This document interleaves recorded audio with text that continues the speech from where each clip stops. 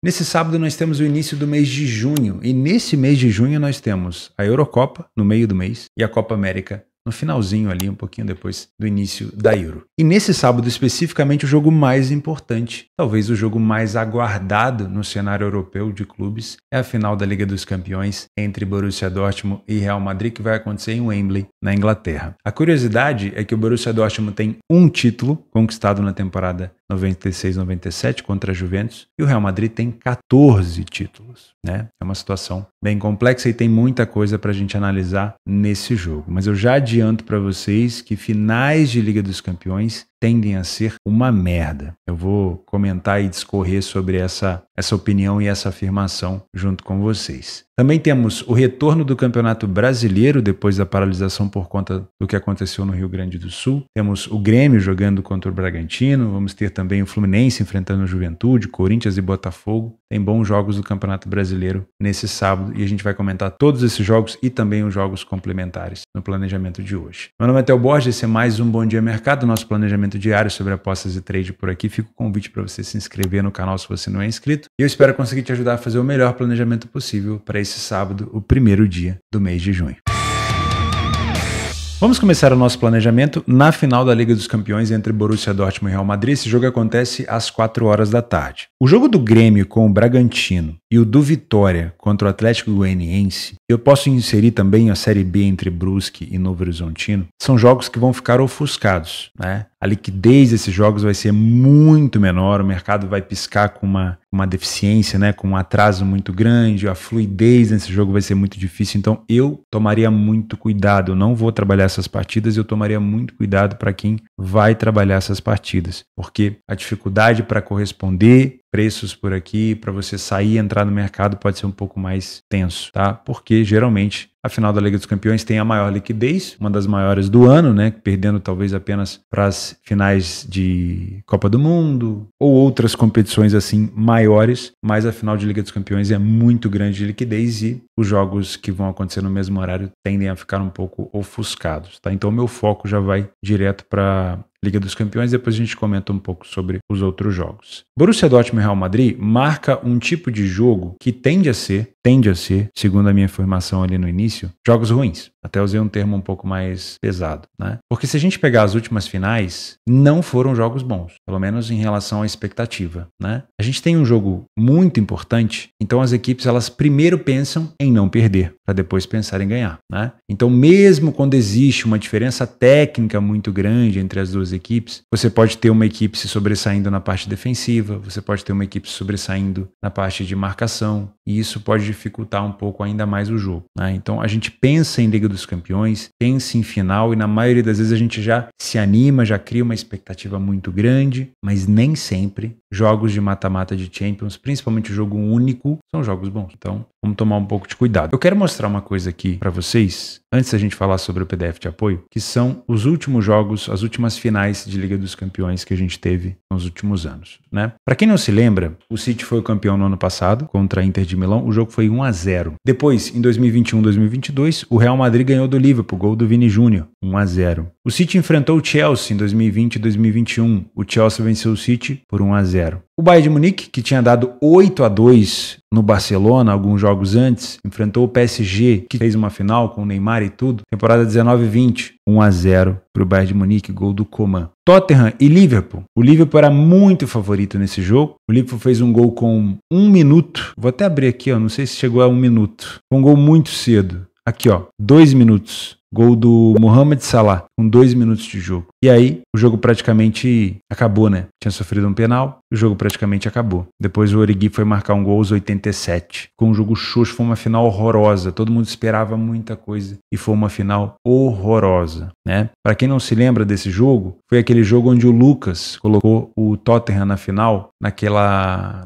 eliminatória contra o Ajax, naquele gol impossível. Teve até uma narração incrível do Jorge Igor na época, né? E aí o Lucas nem como titular entrou naquele jogo e foi realmente broxante aquela partida. Eu acho que a última grande final que a gente teve de Liga dos Campeões foi Juventus e Real Madrid, 4-1 pro Real, e talvez aqui também Real Madrid e Liverpool 3-1, naquele jogo que marcou aquelas falhas do Kairos, né? Acho que era o goleiro Kairos. Deixa eu ver se a minha memória não tá me sacaneando. Exatamente, ó. Goleiro Kairos, o Benzema fez o gol com uma falha do Karius. Depois teve gol de bicicleta do Gareth Bale, com assistência do Marcelo. Enfim, foi aquele jogo que o Mohamed Salah foi substituído aqui aos 30 minutos. Talvez esses 2 últimos jogos tenham marcados ali boas finais de Liga dos Campeões. Quando eu falo boa, jogo com expectativa que cumpriu, né? Um jogo que cumpriu as expectativas, que teve gol, que teve espaço, que teve disputa. De resto, você vai vendo um futebol caminhando para o peso da obrigação de vencer. No caso, por exemplo, do Real Madrid, em alguns aspectos. Do Liverpool contra o Tottenham, era uma obrigação do Liverpool. Talvez do peso do primeiro título, né? O City, por exemplo, depois que tomou o primeiro gol do Chelsea em 2020 e 2021, foi horrível porque parecia que o City não estava preparado para ter um revés. Ele não tinha jogada. Naquele ano, o Guardiola, na minha opinião, foi muito mal. Não tinha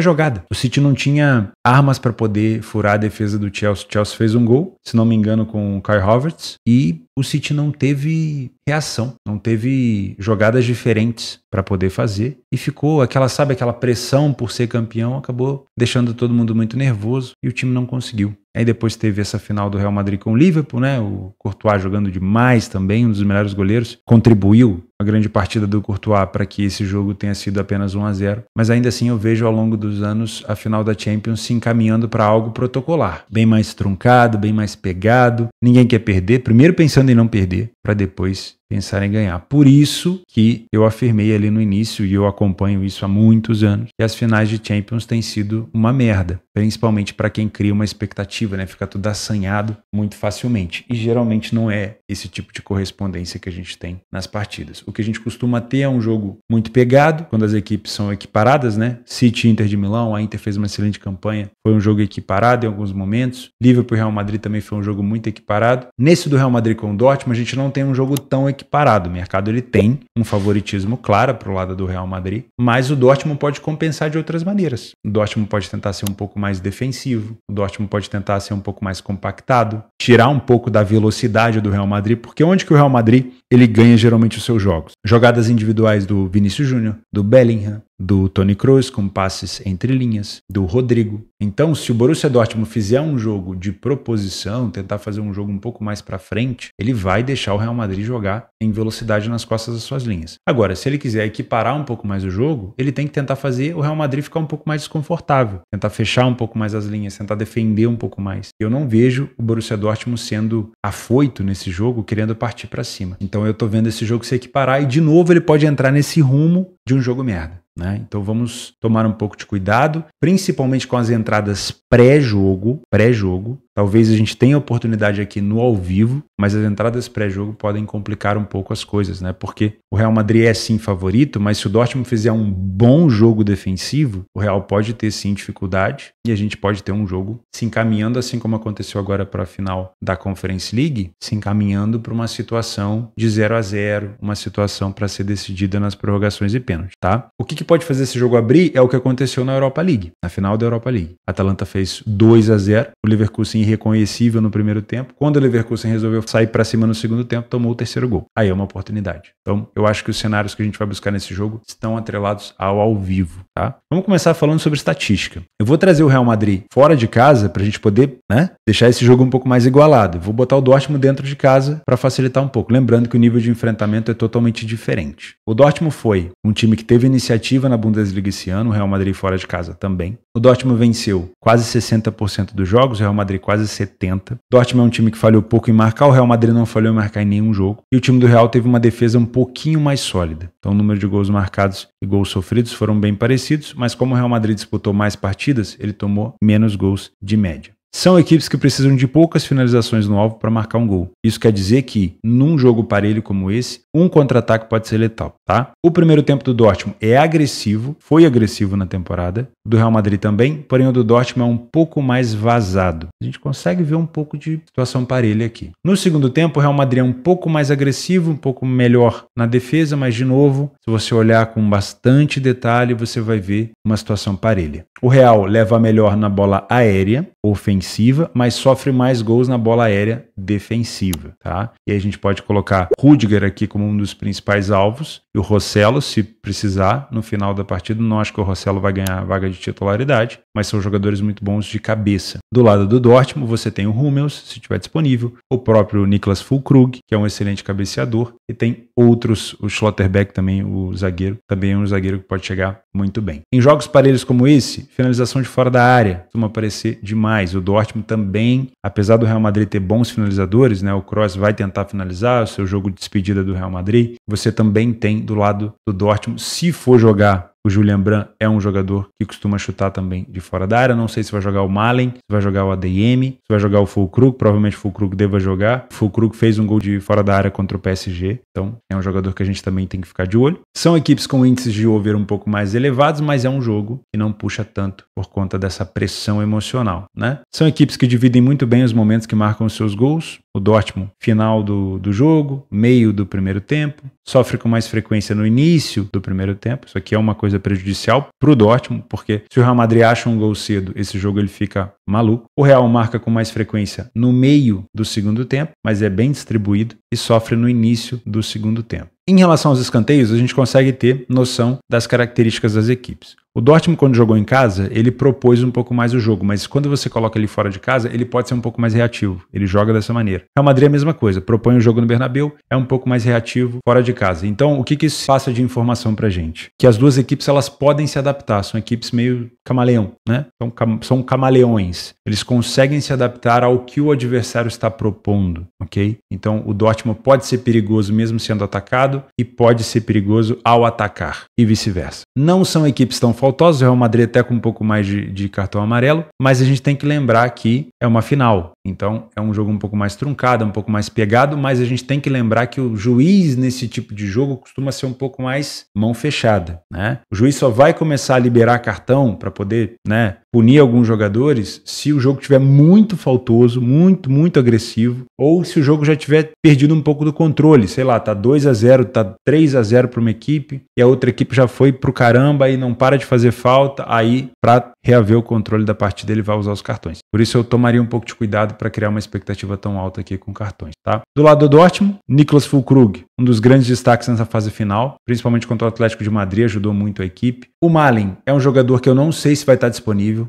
teve dificuldade muscular recentemente, mas se tiver disponível é um jogador muito importante, é um jogador de drible, é um jogador de finalização de fora da área, ganhou um destaque muito grande esse ano e obviamente se o Dortmund está nessa final, o Malen também foi um jogador muito importante esse ano. Não sei se o Marco Reus vai jogar como titular, não sei se o treinador do Dortmund vai colocar o Reus como titular, é a despedida do Reus também do Dortmund, então temos despedidas dos dois lados, tem o Kroos, tem o Marco Reus, então eu acredito que sim, tá? Eu acredito que o Reus é um jogador muito importante para esse jogo. E aí você tem os jogadores, se você está pensando em finalização, você tem os jogadores de finalizações. O Julian Brandt, que eu sempre gosto de falar, o Sabitzer, se tiver disponível também finaliza bastante, o Füllkrug, o Schlotterbeck para jogadas de cabeças e o Hummels, também o Matt Hummels para jogadas de cabeça. Do lado do Real Madrid a gente já conhece e aqui tem até uma disputa por bola de ouro. Por acaso se o Real Madrid for o campeão pela 15ª vez da Champions, temos que ficar muito de olho nos jogos do Vini Júnior e do Bellingham, né, que são os principais ali, junto com o Mbappé e com o Phil Foden, né, os principais candidatos, se eu não me engano, a bola de ouro, principalmente o Bellingham, porque a Eurocopa tem um pouco mais de destaque do que a Copa América, né? Mas se o Vini Júnior fizer uma excelente Copa América, também faz muita diferença. Mas provavelmente são jogadores que vão querer aparecer. Então, finalização do Vini Júnior desse jogo provavelmente é batata. Se você quer trabalhar mercado de finalização, provavelmente o Vini Júnior e o Bellingham vão fazer de tudo para marcar um gol. Agora, marcar um gol não é tão difícil numa defesa fechada como o Dortmund, porém, finalização pode ser interessante. Você que trabalha esse tipo de mercado pode ser muito interessante, porque são jogadores que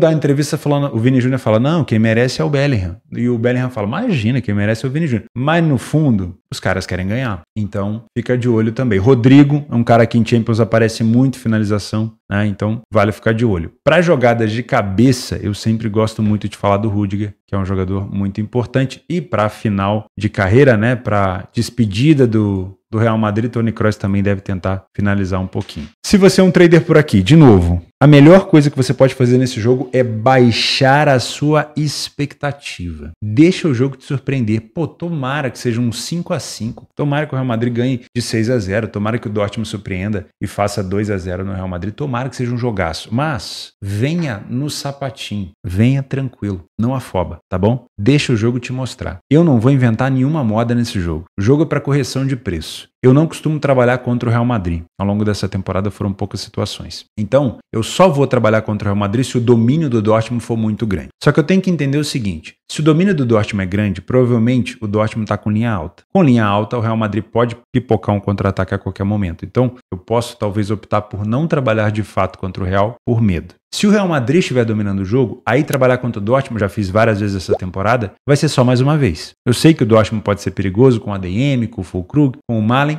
mas ainda assim eu gosto de pensar numa situação contra o Dortmund se o Real Madrid estiver muito bem naquele momento do jogo. E o mercado de gols que você tanto fala? Lembra do jogo agora de Olympiacos e Fiorentina? Eu vim sem expectativa. Eu sei que tinha potencial naquele jogo para ser um 3-3. Porém, primeiro as equipes pensam em não perder para depois pensar em ganhar. Lembra? E foi isso que aconteceu. Foi sair um gol do El Kaabi na prorrogação. Então, eu prefiro nesse jogo não me posicionar em gols e deixar o primeiro gol acontecer. Para saber como e quando aconteceu, lógico, como que a equipe que tomou o gol reagiu e a equipe que marcou também reagiu. Se for um gol muito tarde, muito próximo do final do jogo, eu não vou ter interesse de buscar mais um gol, porque vai ficar muito parecido com aquelas finais de Champions que a gente já falou aqui. Agora, se for uma situação onde o Real Madrid, por exemplo, abriu 2-0 no placar, ele já tirou um peso das costas, ele já está mostrando para mim que quer contra-atacar, aí é um cenário legal para buscar mais um gol. A mesma coisa vale se o Dortmund conseguir também uma vantagem como essa. Isso quer dizer que no 1-0 eu não me posicionaria? Me posicionaria se um primeiro gol fosse cedo e não tarde. E se lá pro finalzinho, faltando 30 minutos, por exemplo, o jogo começa a esquentar. O time que tá na frente tem contra-ataque, o time que tá atrás tá desesperado, como aconteceu em alguns cenários recentes que a gente já conversou, tá bom? Sinceramente, eu acho que as cotações estão muito bem colocadas pela história do Real Madrid, pela camisa do Real Madrid, né, por tudo que representa o jogo do Real Madrid hoje, que é muito adaptativo. E também acho que o Dortmund merece o respeito de ter chegado nessa final e é um time que tem a capacidade de igualar essa final no jogo defensivo.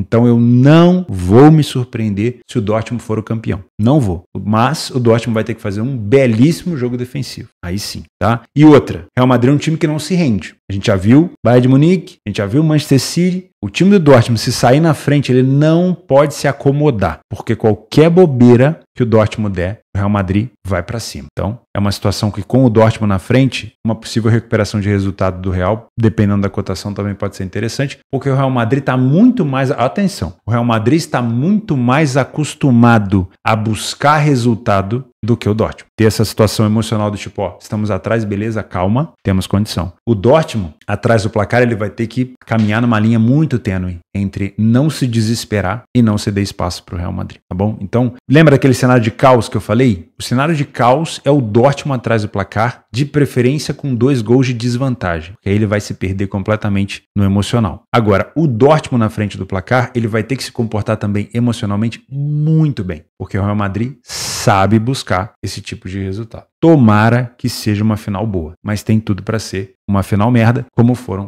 as outras. Tomara que não. Vamos falar sobre Campeonato Brasileiro? Nós temos o Grêmio enfrentando o Bragantino. Muito provavelmente esse jogo não será na Arena do Grêmio, talvez no Couto Pereira de novo, né, onde o Grêmio conseguiu vencer o The Strongest. Inclusive, teve uma situação excelente para o Grêmio nessa rodada da Libertadores, que foi o Huachipato surpreendendo o Estudiantes. Eu não esperava. Me surpreendi quando eu vi o resultado, acordei de manhã e vi o resultado 4-3 do Huachipato para cima do Estudiantes. Sinistro. Isso tirou da frente um adversário do Grêmio direto em relação à classificação, praticamente, a não ser que o Grêmio se complique contra o Estudiantes em casa, e deu a chance do Grêmio continuar brigando pela liderança do grupo. Mas o Grêmio não pode dar mole pro Huachipato. O Huachipato já venceu o Grêmio em Porto Alegre e vai tentar vencer o Grêmio na sua casa. Então é bom tomar um pouco de cuidado. O Bragantino não começou numa boa campanha no Campeonato Brasileiro. Fora de casa, 2 empates e 1 derrota, nenhuma vitória, um saldo de -1. Já o Grêmio, dentro de casa, venceu 2 das 2 partidas que disputou, lembrando que o Grêmio tem alguns jogos a menos por conta das rodadas paralisadas, tá? O Grêmio tem aqui 4 jogos, tem equipes que já teve 6 jogos, tá? Rapidamente aqui, em relação ao PDF, ó, eu não gosto muito de utilizar estatística em poucos jogos, porque fica tudo 100%, 50%, mas o Grêmio é um time de muita iniciativa e o Bragantino pelo menos tem mostrado um pouco de dificuldade, né? Então, por enquanto, pelo menos nesse pré-live, eu acredito que o Grêmio é um pouco mais favorito, sim. Vitória, lembrando que esse jogo é no meio da Champions, tá? Então, tomar cuidado com liquidez. Vitória Atlético Goianiense. O Vitória, nesse momento, ocupa a 18ª e o Atlético Goianiense a 19ª colocação.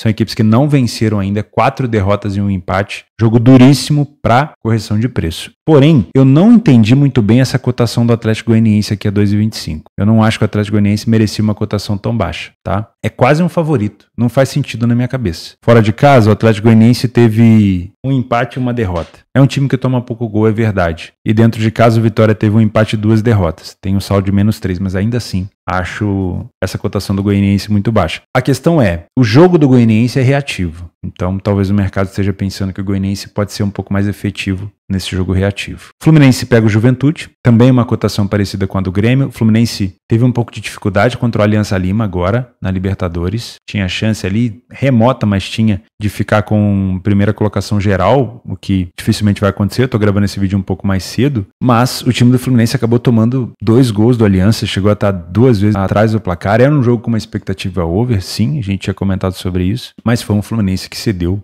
algumas oportunidades. Contra o Juventude teve uma derrota, fora de casa perdeu uma e empatou uma, tem um saldo ruim fora de casa, né? Deixa eu pegar os últimos jogos do Juventude aqui fora. Tomou uma goleada de 5-1 para o Botafogo, isso acabou deixando o saldo do Juventude bem ruim e obviamente torna a cotação do Fluminense bem mais baixa, né? O Fluminense dentro de casa venceu uma, empatou 2 e ainda não perdeu. Então dá para pensar em alguma coisa ali para a equipe em campo no Juventude, mas sempre com muita cautela, né? É um jogo que já não vai estar ali conflitando com o horário de Champions. Cuiabá Internacional, esse é um jogo muito parelho, eu já viria só para trabalhar correção de preço mesmo, não criaria nenhuma expectativa. Porém, vale lembrar que o Internacional perdeu o jogo contra o time do Belgrano, se eu não me engano, na Sul-Americana. Era um jogo que o Internacional tinha que ganhar. Então, vai levar um pouco de pressão nesse jogo. O Cuiabá acabou vencendo o seu jogo contra o Lanús sem necessidade, porque não mudou nada, mas isso dá um pouco de confiança. Então,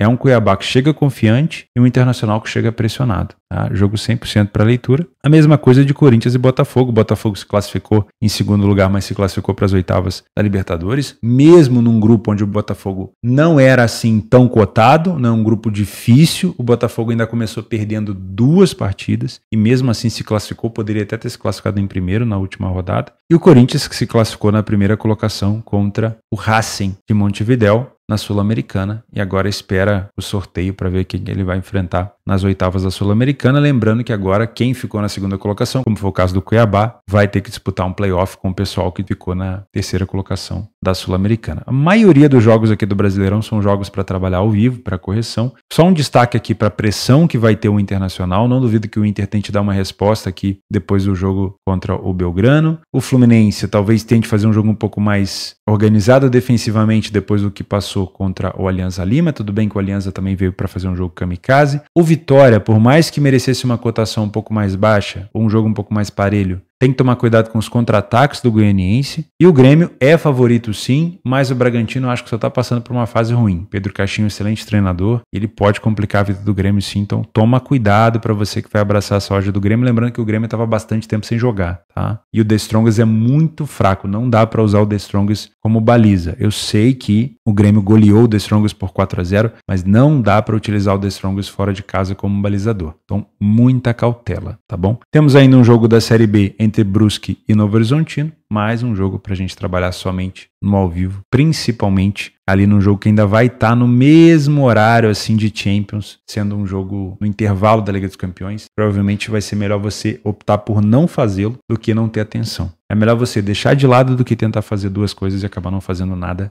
bem, nada certo. Opções de jogos complementares para esse sábado, início do mês de junho, para você que acorda de madrugada. Coreia do Sul e o San Hyundai contra o Jeonbuk Motors. O Hyundai, se eu não me engano, isso, está na segunda colocação. O Pohang Steelers, que joga aqui às 7 horas da manhã, já é um horário um pouco melhor, também é uma opção. Na Estônia, para quem lembra do submundo, Flora Tallinn e também tem aqui embaixo ó, o Levadia Tallinn, né, para quem gosta de trabalhar essas equipes. Final da Copa da África do Sul, Mamelodi e Orlando Pirates. Lembrando que o Orlando Pirates é o atual campeão dessa competição, tá? Não tem cotação ainda, mas eu sempre gosto de fazer jogos do Mamelodi. Na Suécia tem o Malmo, que eu acho que é líder isolado da competição, exatamente. Tem também o Elfsborg, que é uma equipe que pode chegar daqui a pouco próximo do Malmo. Temos na Noruega o Brann, que é um dos líderes, junto com o Bodø/Glimt, pega o Rancam. Tem amistoso das meninas do Brasil contra a Jamaica, também não tem cotação ainda. Liga Profissional da Argentina, o Racing enfrenta o Riestra, o Vélez pega o Tucumã e o Belgrano, que foi o time que conseguiu complicar a vida do Internacional. Aqui, ó,